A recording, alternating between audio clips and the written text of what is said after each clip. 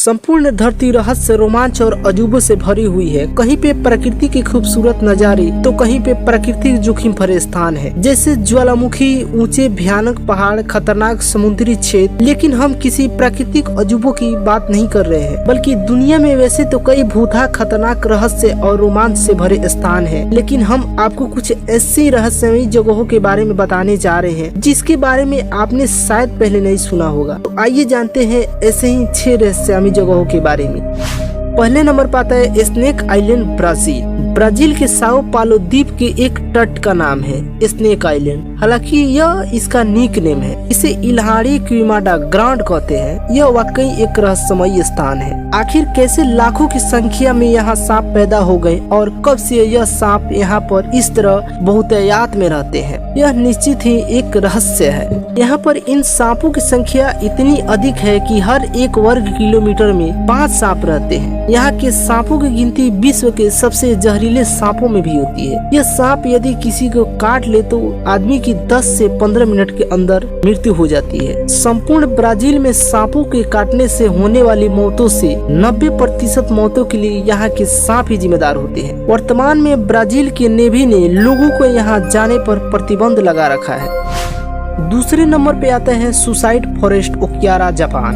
आत्महत्या करने के लिए यह दुनिया की सबसे कुख्यात जगह है। यहाँ 2002 में ही 78 लोगों ने आत्महत्या की थी। आखिर क्यों? क्या इसलिए कि एक प्राचीन लोगों के अनुसार एक बार प्राचीन जापान में जब कुछ लोग अपना भरण पोषण करने में असमर्थ थे तो उन्हें ओकियारा के इस जंगल में छोड़ दिया गया था, जहाँ पर इन सब की भूख से मौत हो गई थी। ऐसा माना जाता है कि कहीं भूत इस जंगल में आज भी शिकार करते हैं। कहा तो यह भी जाता है कि जिन लोगों ने यहाँ सुसाइड की उनकी आत्माओं का भी वास रहता है। जापान के ज्योतिषियों का विश्वास है कि जंगलों में आत्महत्या के पीछे पेड़ों पर रहने वाली विचित्र शक्तियों का भी हाथ है, जो इस तरह की घटनाओं को अंजाम देती रहती है। कई लोग तो इस जंगल में एक बार प्रवेश कर जाते हैं, उन्हें यह शक्तियाँ बाहर निकलने नहीं देती और वे उनके दिमाग पर काबू कर लेती है और अंत में वे आत्महत्या कर लेते हैं।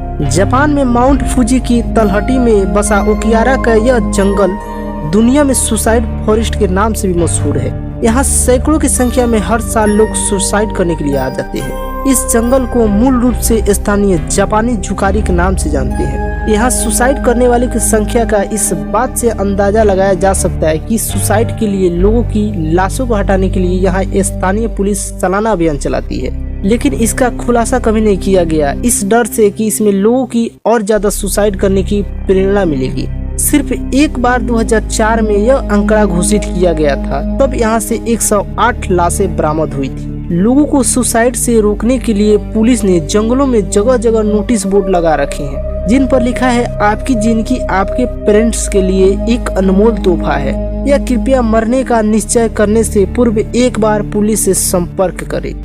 तीसरे नंबर पर आता है नरक या भूथा शहर। अमेरिका के बोस्टन के ओहायो के पास एक गांव स्थित है जिसे हेल टाउन कहा जाता है। पूरा का पूरा गांव सुनसान पड़ा है। बोस्टन को 1806 में स्थापित किया गया था। 1974 में बिल काउंटी में एक राष्ट्रीय उद्यान बनाने के लिए यहाँ स्थित कई मकानों को ध्वस्त किया गया था। इस अफवाह के बाद कि सरकार यहाँ रासायनिक पदार्थ छिपा रही है, इस शहर को ऐसा ही छोड़ दिया गया। तभी से यह शहर वीरान पड़ा हुआ है, जिसके चलते नरक का शहर होने की भी धारणा प्रचलित हो गई। अब लोग यहाँ जाने से डरते हैं और स्थानीय लोगों के अनुसार अब यह शैतानों का गांव है।